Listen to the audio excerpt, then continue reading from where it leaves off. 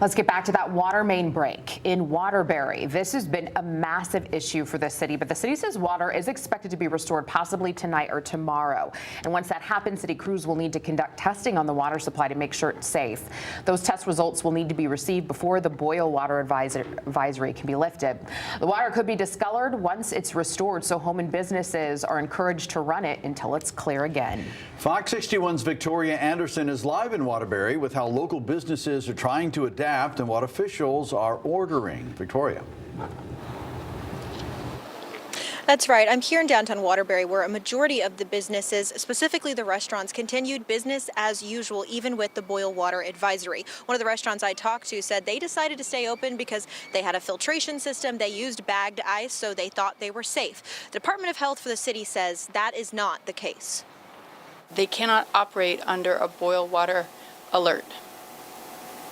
End of story. The city of Waterbury made its orders clear as restaurants, shops, and other merchants continued business. On Saturday morning, we visited the majority of the food service establishments that didn't close voluntarily and informed them of the status of the water, the condition that we're operating under, and the need for them to cease operations. Ainsling McGuckin, Waterbury's Director of Public Health, says this decision follows the FDA's National Food Code, which states restaurants cannot operate under a boil water alert.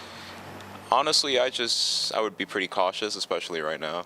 Yadil Villanueva made sure to pack his own lunch, but was surprised to see open signs lit all across downtown. This is way too recent, and honestly, just the fact that these restaurants are opening quickly is a bit concerning. Some locations we spoke with said they are modifying their services, especially when it comes to drinks and ice, in order to stay open. It's a decision that the city says will have consequences. We will be issuing violation orders for anybody who's continuing to operate.